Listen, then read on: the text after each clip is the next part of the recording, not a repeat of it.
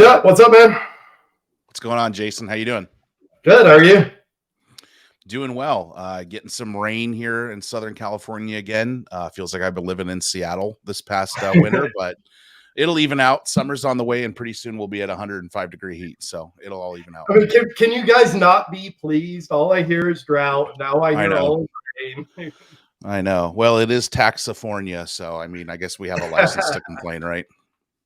Awesome. Well, thanks for hopping on with us. Excited to have you on. Before we jump into things, give a quick intro. Yeah, my name is Chet Lovegren. As you could probably tell, worst way to start an intro, right? The information's already there. But I've got over 11 years experience in sales and sales leadership. Originally, my goal was actually I went to Bible college. I wanted to work in ministry. Things didn't end up working out, and I had a huge passion for entertainment and media. So that's when I moved from Omaha, Nebraska to Los Angeles, California. Pursued some comedy ventures, some entertainment ventures, worked in hospitality while I was doing that. Then found an interesting way to kind of pivot in sales while still doing stand-up, still going to auditions, things like that. So I'm a failed stand-up comedian. I'm a failed actor, but it was a really enjoyable experience. I've made some great friendships along the way, but found an interesting pivot into sales that allowed me to still kind of do that while doing outside sales at the same time. And then kind of went from there, broke into SaaS in 2019. So pretty recent to that world. But what was awesome is a lot of those outside skills kind of translated very easily, because when you're outside in 100-degree heat with a suit on, a 3-piece wool suit, knocking on doors, driving a really crappy Toyota Camry with no AC, like you build some resilience, you build some thick skin. And more importantly, some of the stuff that I was doing is some of the hardest asks you can ask of a prospect. So when I got into software and I was like, what? I have SDRs that set appointments for me. Oh, people are coming into me and want to actually buy something to some extent. I just have to make sure I'm not an order taker and build the ACV up as much as possible. It was like love at first sight. And then what really helped me be successful, I think, as an individual contributor was that ability to do the outbound work when I had to do it, so that I could also make sure I was always eating in case the lead flow was a little behind. So had success there, made a pivot into management in 2020, leading SDRs, went to director after that, went to head of sales development more recently. And then I took what was part-time and on the weekends, a fun little venture known as the Sales Doctor, full-time in January, which has been awesome. It's been really rewarding. It's been incredibly scary. I'm sure anybody who engages with me on LinkedIn has seen I went through an entire marketing operations exercise last week with email deliverability that was actually absolutely driving me up a wall. But I wouldn't trade it for the world. So we're gonna ride this entrepreneurship horse out until the legs give out. I've been an entrepreneur for most of my career. Both of my parents are serial entrepreneurs, and anytime they invite me in to give a talk to prospective entrepreneurs, I tell them, I'm like, we're going to spend about 2/3, 3/4 of the time with me telling you why this is the dumbest fucking idea you've ever had. And you should never absolutely do this. And it's like, after all of that, if you're still with me, then we can talk about how to actually go be an entrepreneur. Might be part of the reason why they don't invite me to these things as often anymore. But hats off to you for taking the plunge, man. It's it is not for the faint of heart. That is for sure. It was real interesting. And I know we want to dive into this topic around millennial leadership, but I will say, if anybody's out there thinking about becoming an entrepreneur, what's really interesting is the way I justified it and sold it to my wife, which I'm also responsible for 3 kids and my wife. So it was, hey, look at the amount of money I make doing this 10 to 15 hours a week. That number should scale, right? But then you forget that with more scale comes more need, more tech, more management. And then I'm like, oh, wow, now we're doing more outreach, which before it was just a referral-based business.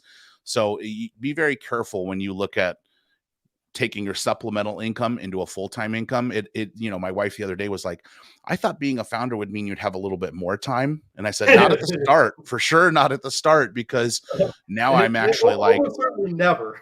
Yeah. Now you're your own marketing ops person, rev ops, you're your own CFO, like you're doing all the things. And luckily I've got some people around me that I brought on part-time. It's unfortunate. A lot of people are getting laid off, but I'm fortunate enough to be in a position where I recognize things that I'm not good at, and I can help supplement some of those people's incomes who were good at doing other things for other companies while they find employment elsewhere. So I've got people helping me out. I would be lying if I said I was doing it all on my own, but that at the end of the day still costs money, right? And so Absolutely. it is definitely evaluate your hypothesis, test it out. And that's why I'm passionate about what we're going to talk about today, because it's something that I've actually tried out and ran these exercises on my own. Awesome, awesome.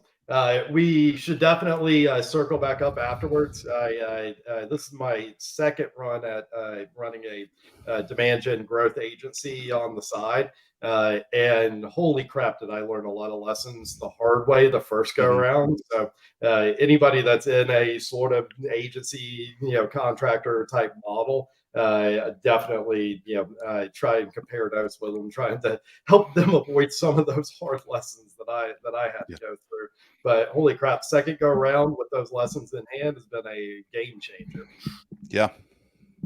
Awesome. Well, yeah, let's jump into. One other before we jump into it. It's really kind of ironic. You're the second person in the last month that I've had on here that's had a entertainment type background. So the other was a actor turned stage manager on and off Broadway, and then segued that into sales. So there's something to be said for that motion, I guess. Yeah. I think it's just your ability to take rejection first and foremost. I know I counted, for the first 2 years of trying to be an actor, I didn't land a single paying gig. Anything I landed was like a short film for a student, maybe you're in like a music video for someone in the background, or you play a non-speaking role for an unsigned artist and you just want the footage for your reel.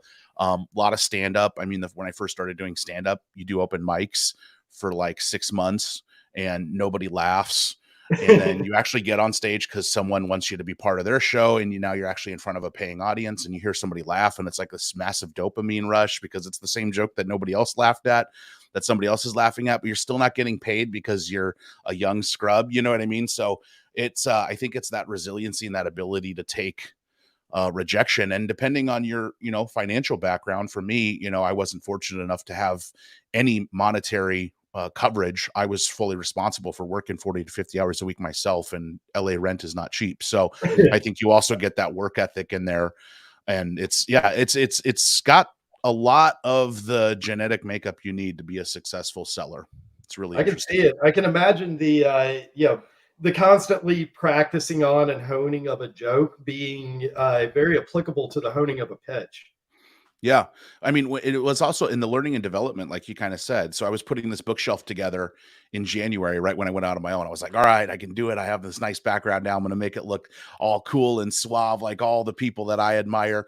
And I separated the books out by certain categories.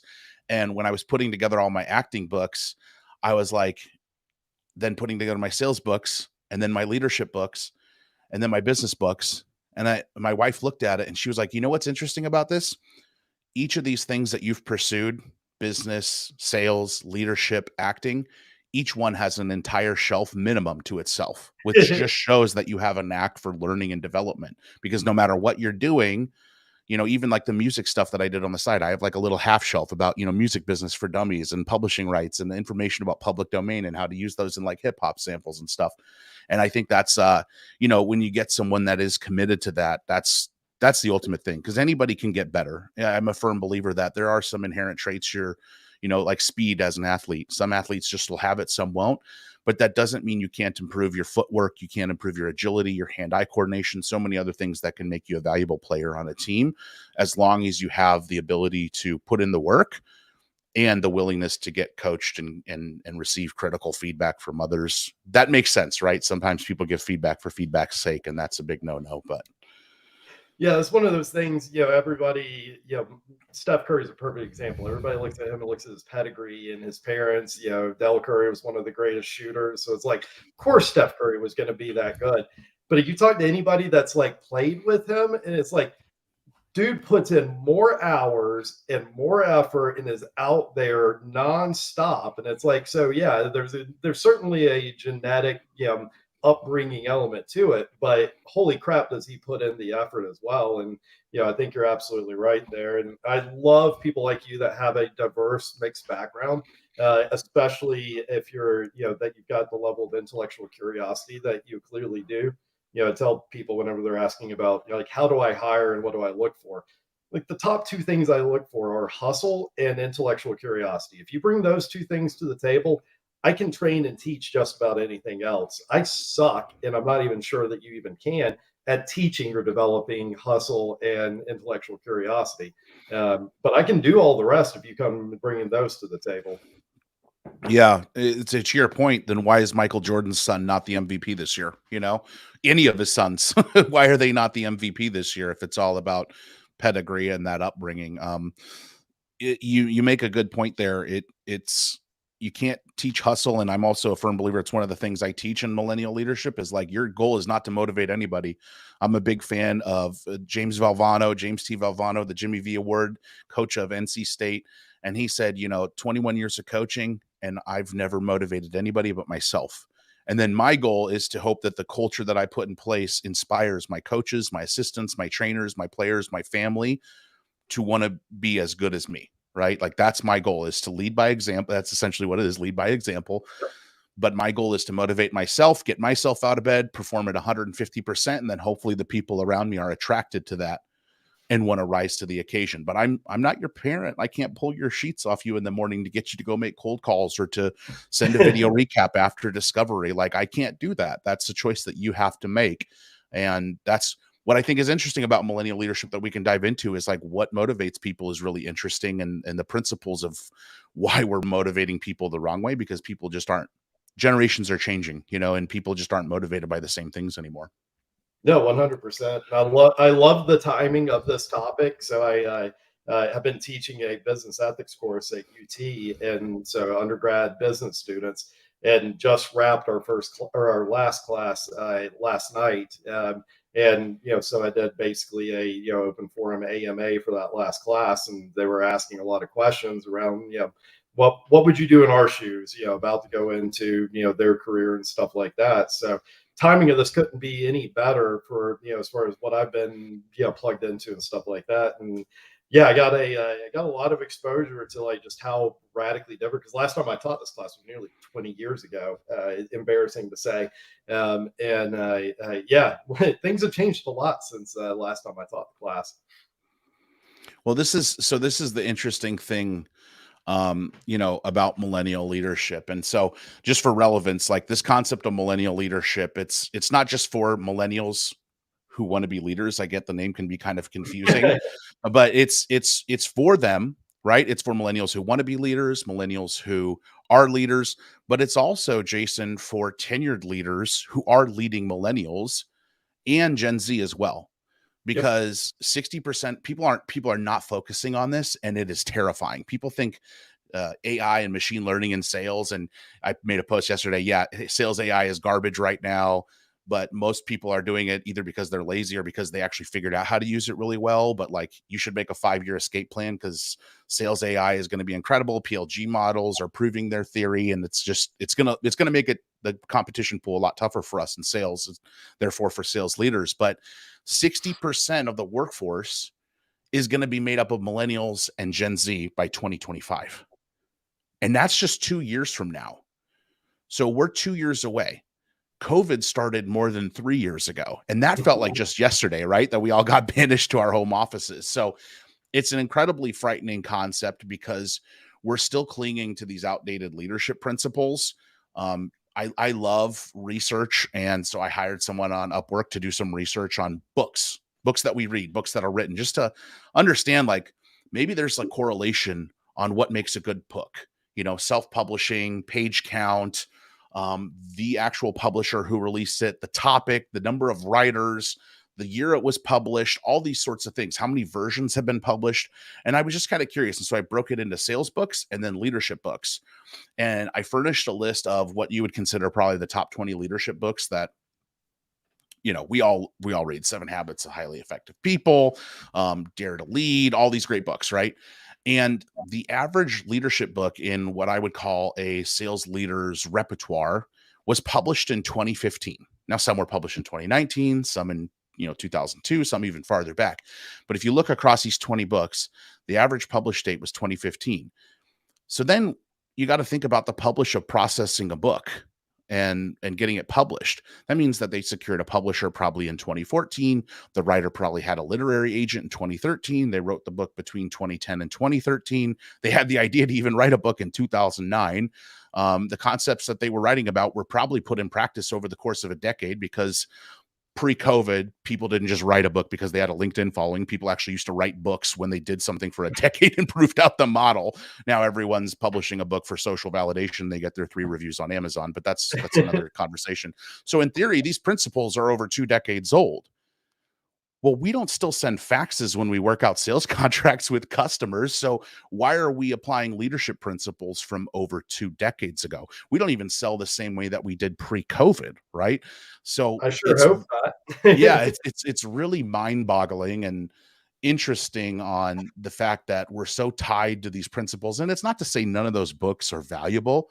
There's a sales book I read from a guy from like the 1920s who sold New York life insurance. How I Raised Myself from Failure to Success Through Selling, by a guy named Frank Becker. I mean, this guy hasn't sold anything since 1970. I think he's passed away in the early 90s.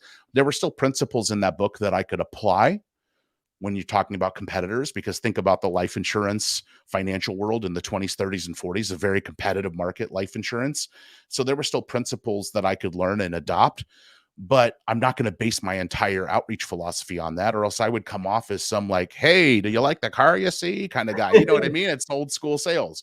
So it's really interesting to me that we're still like clinging to dear life, that everything that was said and everything that was talked about in these books we hold as truth. Because if you look at the genetic makeup of millennials and Gen Z, they've seen life through a different lens, and they learn and they receive and they're motivated completely differently than we're thinking about. 100%. So I've got one question, partially out of just my own professional curiosity, but also I think it speaks to the topic at hand. And it was a question I was asked, during class last night. What one thing in my hiring of millennials and now Gen Z, Gen X people, Gen Z.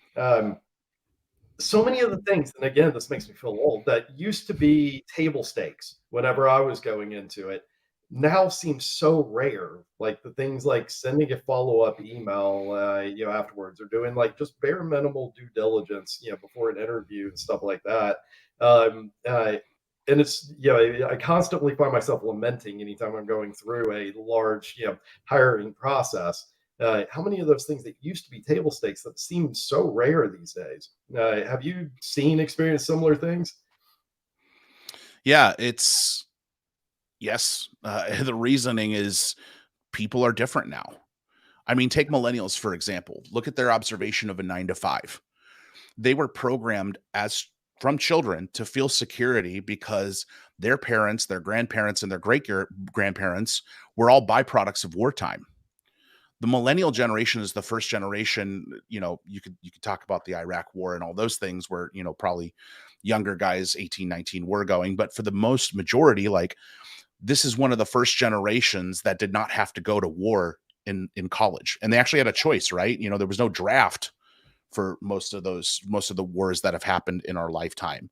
So you have these people that were fighting in the Korean War, Vietnam, World War II, World War I.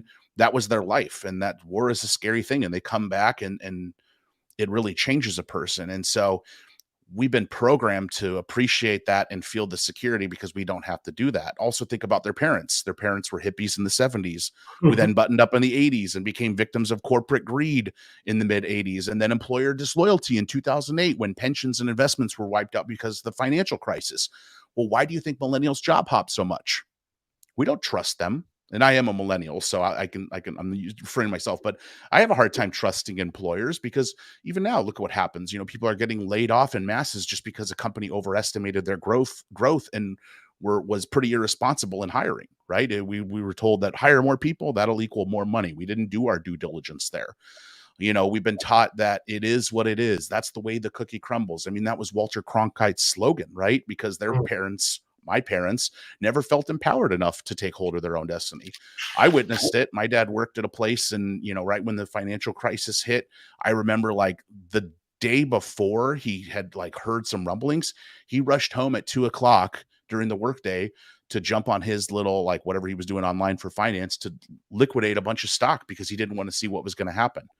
He was just taking whatever he could. And then 2 days later, he ended up getting laid off. And then it was this whole period where neither of my parents were working. We were on food stamps. It was this whole thing where it was like, I witnessed things differently. And I'm like, why would I go give a company 18 years of my life just to have to put my family on food stamps the second somebody has a panic? You know what I mean? Millennials are also massively influenced by media. They're the last generation who enjoyed Saturday morning cartoons. They're the first generation who grew up with the internet, right? The internet was implemented. We adopted it as kids moving forward. Information is supposed to move fast for them. You look at Gen Z. I mean, their parents are typically Gen Xers. They have a large amount of debt because of pressure from their parents to do what they were supposed to do. Go get a 9-to-5, settle down, buy a house, have kids.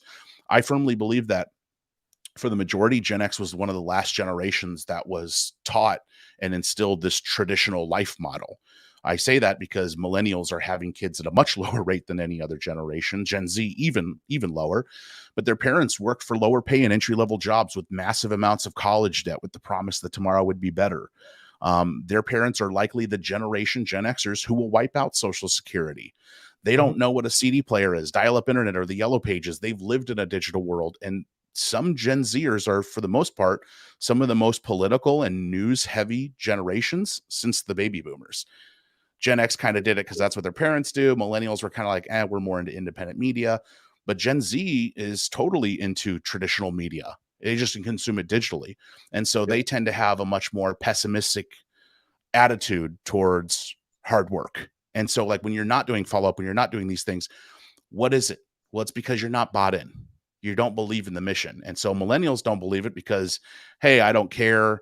I was raised to feel that I'm supposed to be an influencer. Everybody should be a YouTuber. I'm just doing this job to pay my bills. Gen Zs don't do it because they're like, I'm not motivated by it because it doesn't matter anyways, because the whole world's going to end in nuclear war, right? So it's a lack of essentially buy-in that there's even value to it. And there are ways you can combat that. That's why I say, like, you can't just lead everybody the same way. There are 3 different types of employees, but it's these upbringings and these things that people observed in their 9-to-5s that have led them to this position where they're like, why would I do that? That's a lot of work, Jason. It's a lot of work to send a follow-up email and to do a 30-minute demo the right way, and then spend 30 minutes working on a video follow-up email with the discovery points instead of writing out a huge long email. It takes a lot of work. It's a lot of work, and people just aren't bought into the value of the hard work, because the majority, I can't say everybody, it's not a catch-all, but the majority aren't bought in because of what they've witnessed in their own upbringing. No, 100%. I'm right there on the cusp between X and Millennial. I'm 1980, so depending on where you draw that line, I'm either just slightly on one side or slightly on the other. But it's interesting straddling that, because I see both sides of it, and have been there through the transition between a lot of those pieces. And you talked about not having experienced these different pieces of tech. One of the ones that was eye-opening for me a few years ago was the company I was working with. One of the analogies they had for one of the things the product did was get you to dial tone. And I had a team member that had no idea what the fuck dial tone was, and I was like, oh shit, like that was one that wasn't even on my radar as far as tech, that like somebody wouldn't know what you're talking about. But it was like, sure enough, like there's an entire generation now that has never experienced dial tone. Yeah, but so that's a great example. What's the biggest thing an SDR leader struggles with? Activity metrics, right? Getting people to do activity metrics. It would, if I looked at my own experience and then compared that, my wife says this all the time when I'm like, I don't get why one of our kids is doing this or why they're doing that. I wasn't like that. And she goes like, who wasn't? I said, I wasn't. She says, exactly. That's you. Every kid is different. It's the same thing with employees. Everybody's different. And the fact that you have a tool that can enable you the way that a sales engagement tool does to make as many dials and do as quality of outreach as possible, and people struggle to even reach out to 20 people a day and they make excuses for it. If I thought about when I was dialing 125 names out of a Yellow Pages book, you know what I mean? Like that's why I say nobody even knows what the Yellow Pages are anymore. Like I would have been so envious of these tools 10 years ago when I was selling, that to me, it's like I could have done 300 dials a day. But if I pin that comparison against reps, I would get frustrated, I would be reactive, and I would be a toxic leader.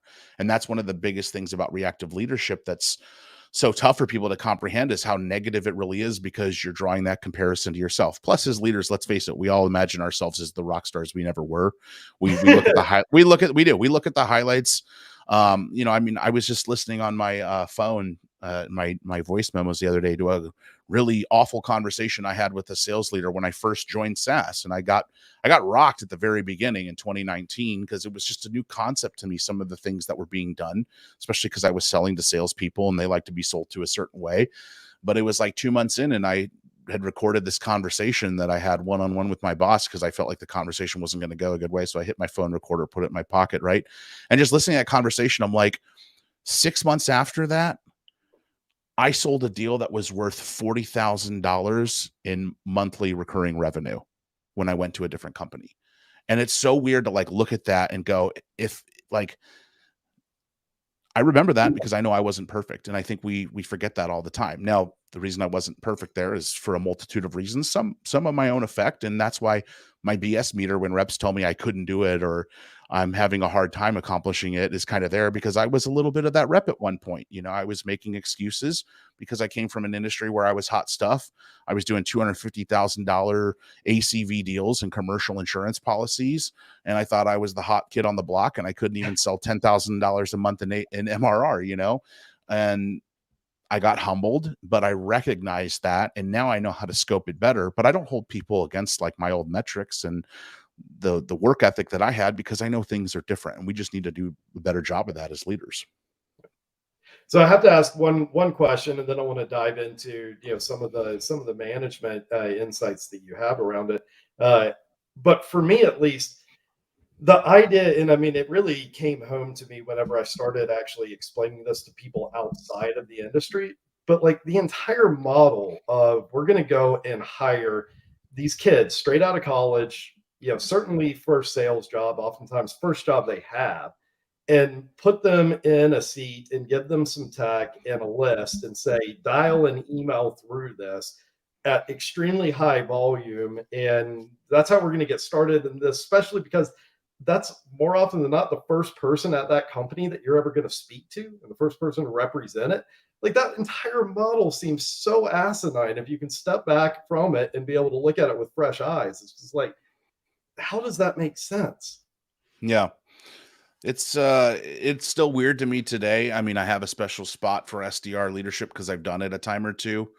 But there's a very broken concept to the model, because man, getting an appointment, especially cold, is one of the hardest things you can do. It's why deal win rates are 22% on average, but outbound conversion rates are 3% on average. Mhm. Once you get the deal in the pipeline, you have a 22% chance of closing it on average. If you're 20%, you're underperforming. 22% is average, 25% is good. 30% is great. On cold outbound, 2% is acceptable, 3% is good. Anything above that is great. So that's why those things are so much different. But we have people with the least amount of experience doing that part of the job. It is a little backwards. I don't think there is a great solve for it. It's one of the reasons why, when I typically work with companies to look at sales process and where they might need enhancement on their skill, like I get people all the time to go, our SDRs just aren't doing a good enough job. And I'm like, well, let's break into it. Let me do a sales audit. Let me break into this and actually see what's going on.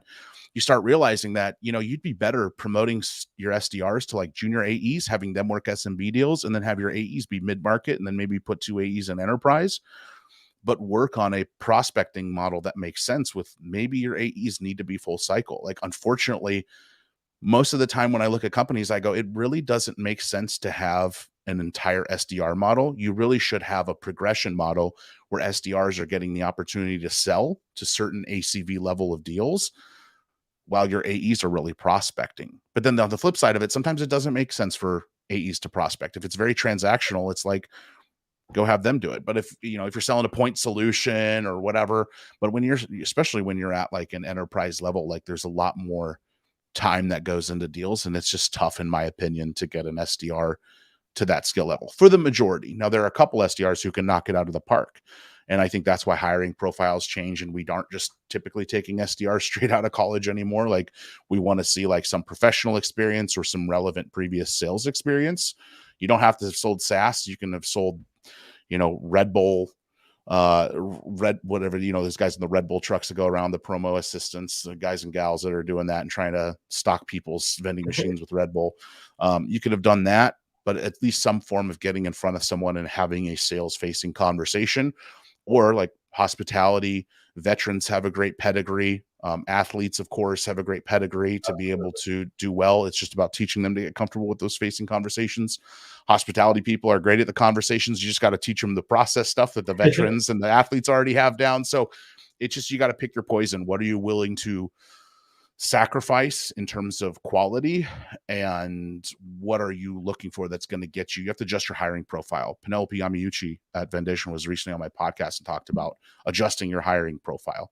And I think that was really interesting because a lot of people aren't thinking that way. They just go, I know what a good SDR looks like or a good AE looks like, but you really have to think about what are the things I can't say no to, like what are the baseline expectations I need in this role for this person to be good. Sometimes you might need someone, I'm okay if you're not good at customer facing conversations. I can get you there. That's my skill set. What I can't teach you is how to run your day. Like I'm not very good at that, and I don't have time to really babysit you there. So I need that. So maybe I'm going to look at more, veterans and athletes that come from that background, but adjust your hiring profile. It's super important. No, I love that. I especially love the adjust your hiring profile to your strengths and weaknesses as a manager. And for me, I was actually having a conversation earlier this week about it.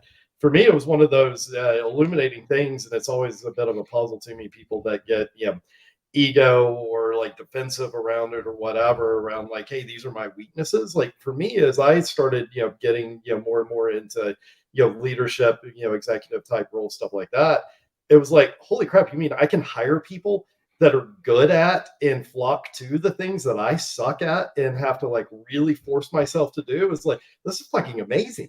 It's like I don't have to go and force myself to do these things I'm not good at or I hate doing. I can go find those people that fill those gaps. And same thing on the management side. Like hire to your strengths so that you can help coach them in the areas where they may be deficient, but they've got strengths that you're not great at coaching at. And so I love that as a guiding principle. In my experience, it's been quite a few years since I've managed a outbound SDR BDR team that was doing a siloed outbound motion that's been effective or been able to drive ROI. And so like a outbound motion hasn't worked for me for quite a long time. And based off of conversations I've had and what you're seeing out there, it seems like certainly since things sort of made a turn or pivot to, a tighter economic environment, it stopped working for most people. So for me, it's had to be for quite a few years, a go-to-market motion instead of an outbound motion. Have you seen similar things, or what's your take on that?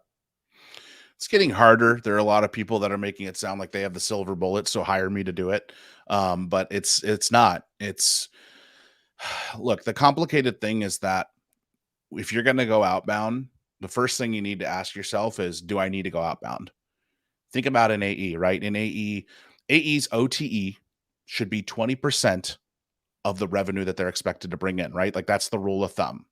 Whatever they're going to make, salary, commission, OTE, on target earnings should be 20%, or their revenue goal should be 5x that number. I talk to people all the time where that's not the case. And they're like, I'm so underpaid. And I'm like, that your salary and OTE, you're only required to bring in double that in revenue. That's half of what you really should be doing at a minimum. It's why we look at pipeline metrics where we're like, hey, whatever our revenue goal is, we should have 3.5 times that closing over that quarter in pipeline that's available. So first off, taking that into consideration, now you also got to think of all the things like tech stack, an SDR to support that person, sales leader to support that person, SDR manager to support that SDR, HR stuff, benefits, all the things that we don't think about as employees at companies.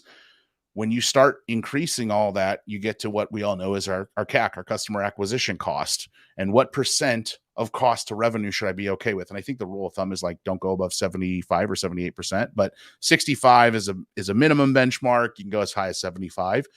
When you really start looking at the conversion rates behind outbound, sometimes it doesn't make sense. And so when you look at that, you go, do I need to go outbound? Well, once you have that number and you're okay going, I'm comfortable committing to 70% of my costs to the revenue, then you got to go, okay, well, what other growth initiatives might I be able to pursue?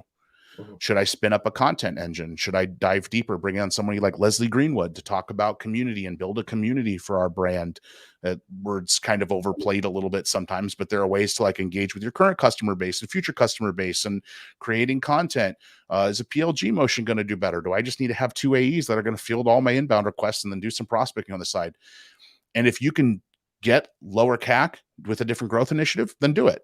And the reality is probably 3 out of 4 times that can happen. That's why we're in the adjustment period that we're in. Everybody thought it was time to go outbound. Conversion rates are 3%, prospect to opportunity. That number is not really paying off. The second thing is you have to think about, do I have the runway, or what I call investor patience, to be able to see this outbound motion play off? Because the reality is most people don't. 6 months in, investors are going, oh, we're burning, our burn rate's huge. What's going on?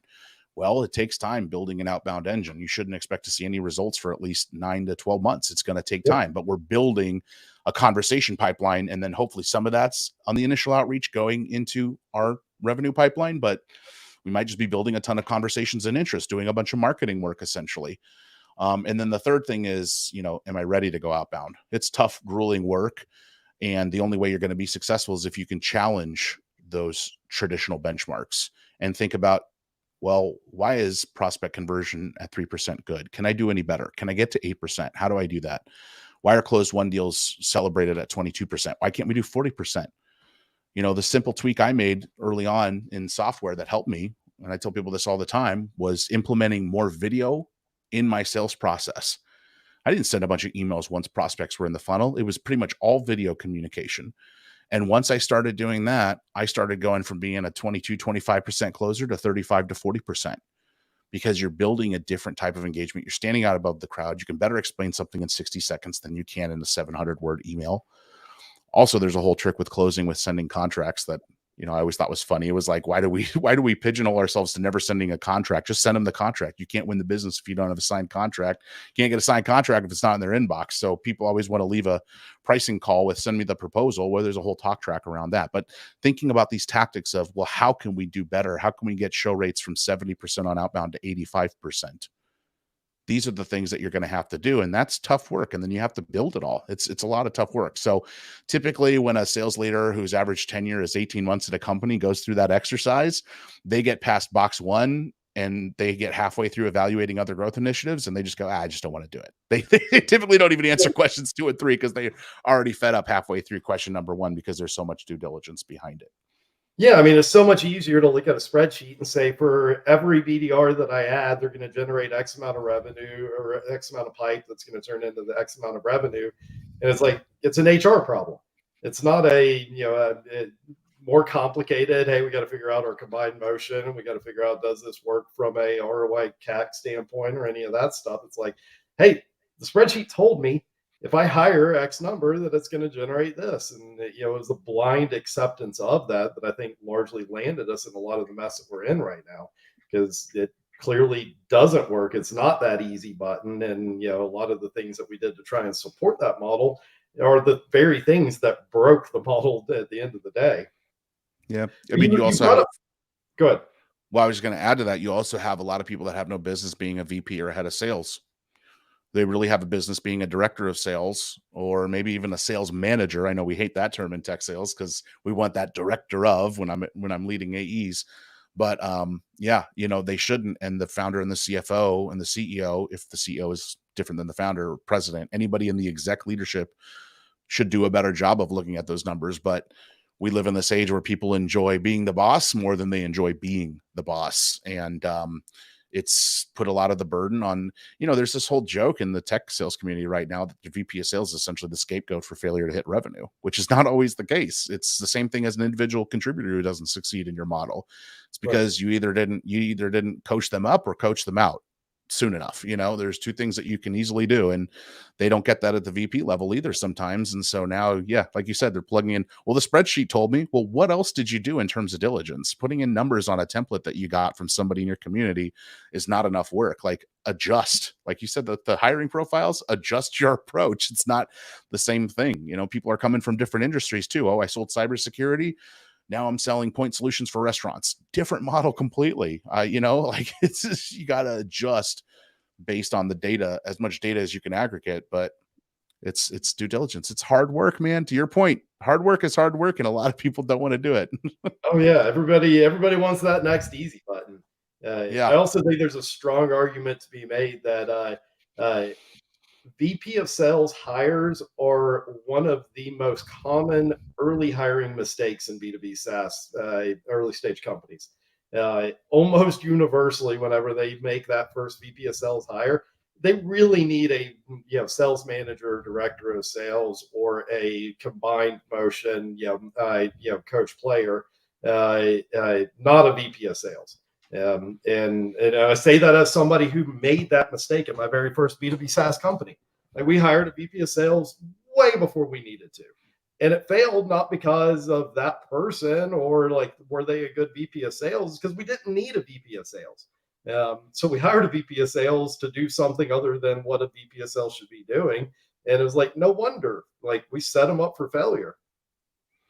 This is one of the key value props of what I'm currently doing is hire when you want to, not when you need to, because you think you need to.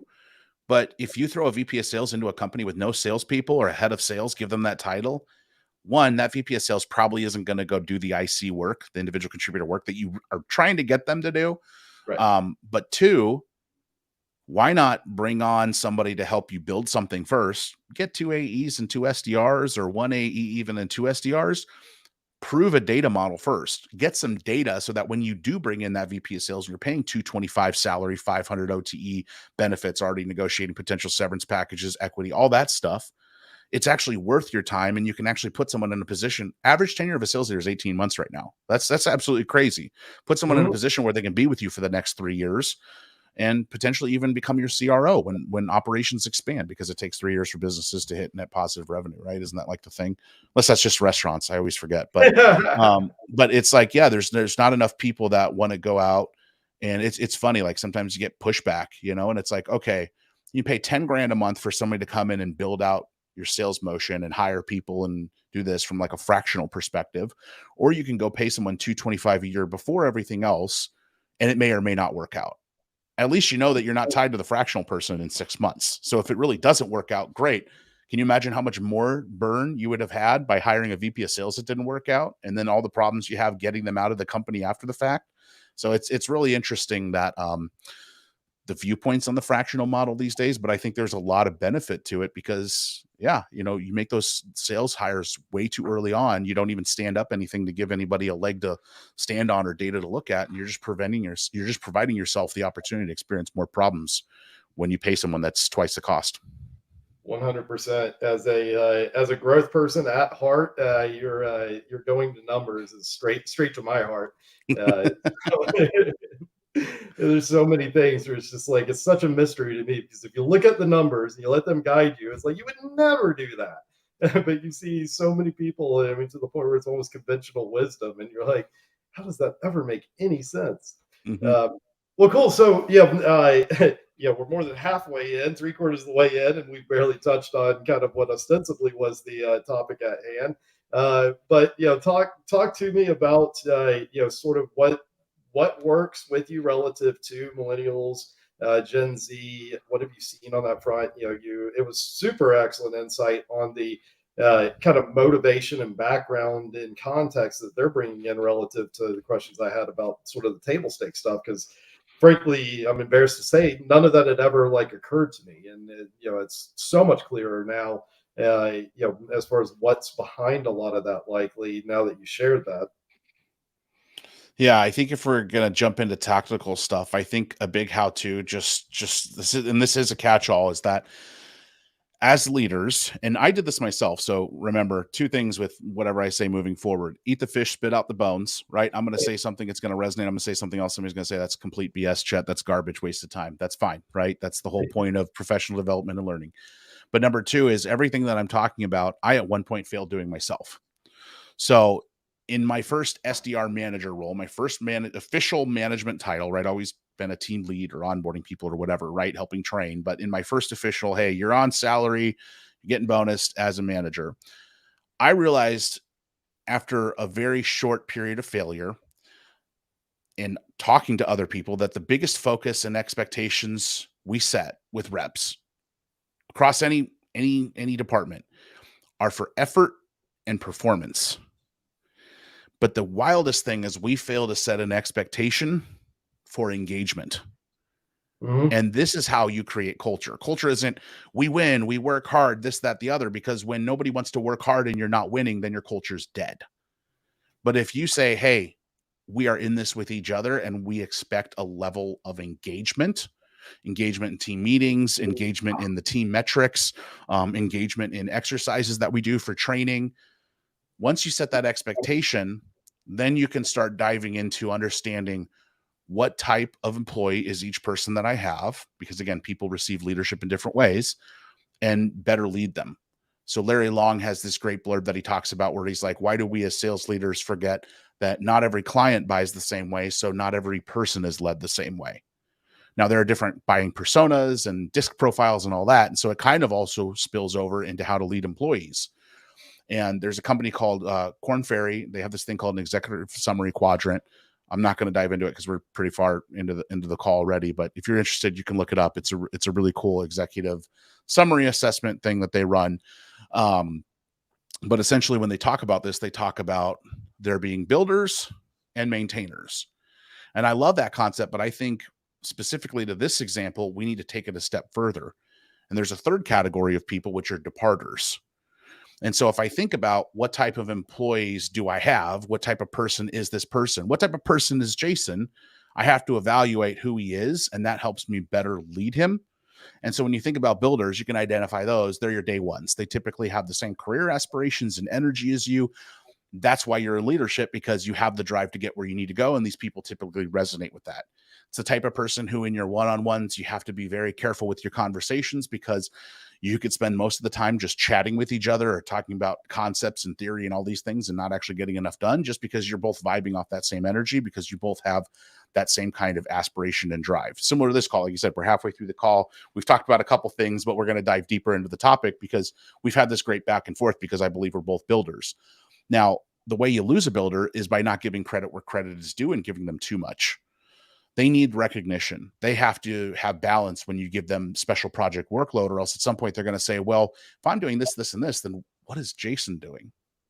You know, maintainers, these are your clock punchers. They're going to come in, clock out, do what's required of them, give you 85 to 100% a quota every month, but they're not going to go above and beyond that. What's really interesting about this is these are the people that are right now being typically mislabeled as quiet quitters.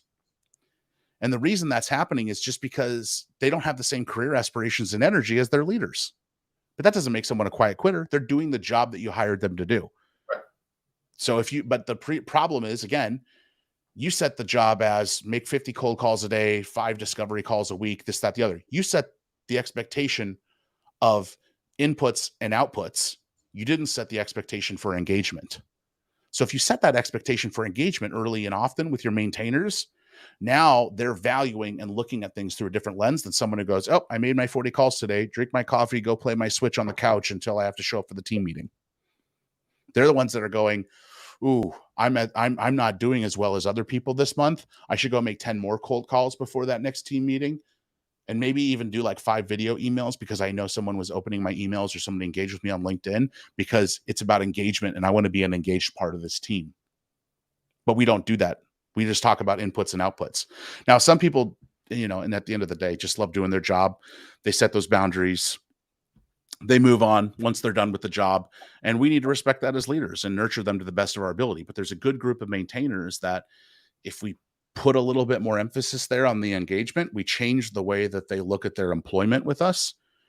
And we really give them a different lens and a different motivation to pursue, as opposed to just hitting their cold call number. Now they don't want to just hit their cold call number. They want to hear their name in a team meeting. So now we shift that mindset a little bit. How do you lose a maintainer? Really simple. Just give them more than they can handle. And that tends to happen, right? Thinking that, oh, you should want to be promoted to an AE as soon as possible. You should want to move into enterprise. That might not be their dream. They might love being an SDR. They might love being a junior AE. They might not ever want to be a senior AE. They might like just being where they're at. And then the last one is departers. So these are the people that I always like to say you need to either coach them up or coach them out. Grass is always greener on the other side of the fence. It's the SDR who's asking you how soon they can be promoted to AE just 2 months into their role. They slouch back in their chair when it's month 6 and they're not promoted. It's the AE who's always talking about how there's never enough leads and marketing's not doing a great job and all this kind of stuff. It's the person who looks for justification and their lack of completion. And when failure insights come across them, it's a justification instead of a motivation. And, sometimes departers make it and they'll move into your maintainer category. Very rarely can you move them from that category into a builder category, but it's all about understanding that 30% of my team's going to be builders, 50% will be maintainers, and 20% will be departers. And if you think about the Pareto principle, the top 80% of our outcomes are from just 20% of our inputs. So when people say, how can I be a better leader? Once you understand you've identified these people, see where you're spending the other 80% of your time that's leading those bottom 20% of results. Because what happens is we're letting those departers dictate 80% of our inputs. Mm-hmm. So what happens is a departer does something that causes us to create some wild sort of accountability rule or team initiative that puts a chokehold on the other 80% of employees that are actually doing their job. And now we're inversing the results we want. We're losing good people. People are going to go take $5,000 to work somewhere else in the same role just because they don't have to work with Chet anymore. And I experienced this 2 jobs ago when I had a lack of production on the team. And the best recommendation I got from my VP was, well, why don't you do a 10-minute daily stand-up with them every day? I have 6 people on the team that are doing their job every day, and 2 people, one that's kind of half doing it, one that's clearly not doing it at all. Why am I going to go make 6 people sit on an hour worth of calls in the morning every week just because 2 people are not doing what they need to do? Right. Well, this is how you get everybody accountable. No, that's not accountability. That's reactive leadership. But, being a younger leader, working for someone who's very strong-willed, I ended up doing it. That month was our worst month. After just 3 weeks of doing these stand-ups, my top performers became middle performers. My middle performers became bottom performers. 2 people quit. Yep. On concepts that I'm told that, hey, this should probably work. Yeah, but why am I going to I will never make the 80% of my people pay the price for the 20%, the bottom 20%. And so, it's simple time spent in evaluation. So you want to be a better leader? Well, look at where you're spending 80% of your time. And if it's focusing on the 20% at the bottom, why? They're going to leave anyway. Focus on your builders and your maintainers. Get maintainers into the builder category. Get builders where they need to go. When I lead SDR teams, I tell people, this sounds kind of weird, but my goal is to get you off my team as soon as possible. Because I know you don't want to be an SDR forever. And either I make you such a good SDR that you can go get a better SDR job somewhere else, or you can become an AE here or become an AE somewhere else. Regardless, I want you off my team as soon as possible. I look at it as the NCAA, one and done, baby. Let's get you to the NBA. Leading AE teams is a little bit different. My goal is to make your dreams as wild of your dreams as possible come true, whether that's money, job security, ability to pursue passions. Had a guy that was an AE that I led, the musician. He was like, dude, this is great. I'm buying like the guitar I always wanted. I'm buying a drum kit for my drummer who is a busser at a restaurant, but like we're playing more gigs now. We're going to buy a tour van. That guy's like, I don't know if they're wildly successful musicians, but he's a musician full time now, an AE for a year and a half. Even after my year of working with him, I coached him privately for 6 months. And that was my goal. Let's get you doing what you want to do. And he was a maintainer. He had this different passion, but he did good at his job. He achieved 95, 100, and sometimes 105% of quota, clocking in, clocking out. Don't message him on Slack after 4 o'clock. You know what I mean? But you had to lead him the right way. He saw the success that he wanted, and he was able to pursue the thing that he was, employment is a contract. I'm here to benefit you so you can benefit me. It's the same thing like a sale. And it's okay to have a different motive for why you're somewhere that you are.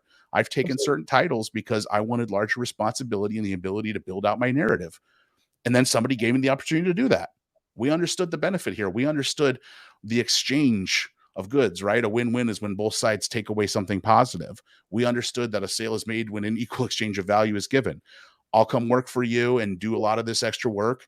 It's good for me because I get the title and the responsibility and most likely more pay on top of it. And it helps build my narrative, that my career narrative, my skill narrative. It helps do that for me, and it helps me get those results so I can keep proving my model and doing it elsewhere. But that's yeah, I'm sorry, I'm like really passionate about this side of the topic Oh no, because I love it. people just do the one size fits all leadership thing. I'm your leader, bend to my will. It happens all the time, and you can't do that, and people throw the buzzword servant leadership around. I think it goes above and beyond that. You have to, you're Simon Sinek says you're not responsible for the job, you're responsible for the people responsible for the job. So if your employees aren't doing well, it's kind of your responsibility. No, I love all of this. Whenever we were briefly talking before we kicked off, I mentioned that both my parents are serial entrepreneurs, and so I learned a lot of lessons literally growing up in it. And arguably one of the most important lessons I learned was my parents' second go around after they had their first big exit. My dad wanted to do it again, but he didn't want to put the work in. And so he was like, if I go and hire these people to put in these roles and I pay them enough, then they're going to come in and they're going to do as well and as much work as I did. And I learned firsthand as I watched that company just drain everything we had, that money for the most part is a pretty terrible motivator for most people. It'll get them in the door and it'll do it's table stakes. It's got to be there. But if that's your primary motivator for them, then it isn't going to do a great job, and it's not going to move the needle. Certainly not the way that you need it to, especially for that top 20% of the builders that you were talking about. Yeah, and sometimes it is. It is for me. There are a lot of other things that I think there's like 6 key motivating factors. I can't recite them all off the top of my head, but it's in my Millennial leadership presentations that I give when I do keynotes. But money is one of them, and it's not the only motivator, and sometimes it's a bad motivator even, but for some people it is, and it is for me. But that's like Gen X, that's a big motivator. Money is a huge motivator for the majority of Gen X, and like you said, you're on the cusp. Well, I always had friends much older than me, so for me, I feel like I'm a millennial but a Gen X at heart a little bit. So for me, I do have that hustle mindset that, hey, the first job I ever took in sales, like officially, was in college, going door to door in the winter selling Kirby vacuums. I didn't make money doing it for just doing it.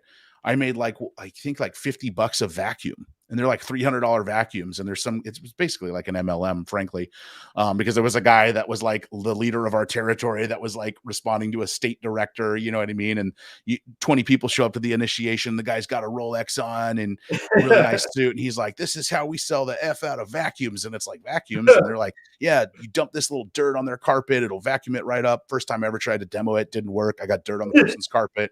We had to call a Stanley steamer out there. It was just terrible. But it's like money was a huge motivator for me, and it was all I was thinking about. And I had this hustle mindset about me, and it's translated well for me. But for other people, it's like, hey, fear of loss.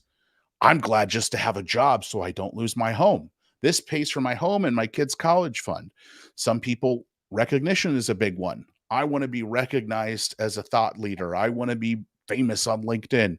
Frankly, those people to me don't typically have a need for the monetary side of it because I ain't here just for the LinkedIn. I don't care. I have sub 10,000 followers. I'm okay with that. I have other things I'm responsible for: house in LA, wife, kids, car, all that fun stuff. If it ain't money, it ain't worth my time, But I think there's security, which is more just the knowing that if something did happen, I have enough financial saved aside. I get there through money, yes, but I also need a job. So then one could say that fear of loss is a motivator as well. And so there are multiple motivators that you can draw from, but nobody is just strictly saying, I know an AE who is I love money, but then every other week I talk to him, he's like, oh man, what's going on with all these layoffs? And this is crazy. And I hope nothing happens to me and this, that, the other. Nothing will, but it's a thing in the back of his head. But I know that also the main thing on the surface is I just want to go where I'm going to get paid the most, which is great. But I know deep down there's another motivator there. So money is not the only motivator. It can be a big driver for some people. Doesn't mean that there aren't millennials and Gen Zers that aren't strictly driven by money. Some are, but you just got to think about who you're working with and what their passions are and how to speak to them and how to lead them and understand the types of employees you have and where you're spending your time. Yep, yep. Well, Chet, I could literally do this all day with you, but we are up at the end of the hour.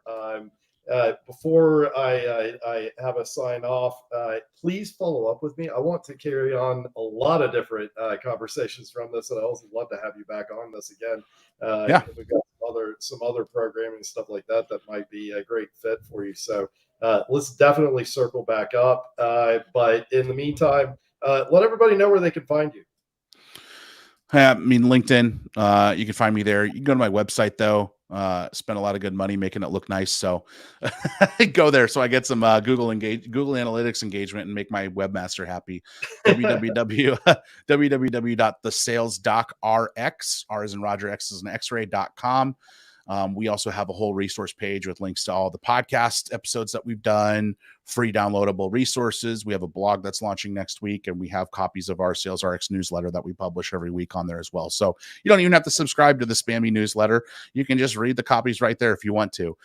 It's the only difference is you get the newsletter upon release instead of a week later if you subscribe to it. But yeah, there's everything there, a little bit about what I do. And yeah, Jason, happy to engage, and thank you and RevGenius and Adriana and Jared for having me. This is a lot of fun, and really excited for whatever we end up doing next. Yeah, absolutely. It's been a absolute blast. So thank you so much, Chet. And for everybody else, we'll be back next week.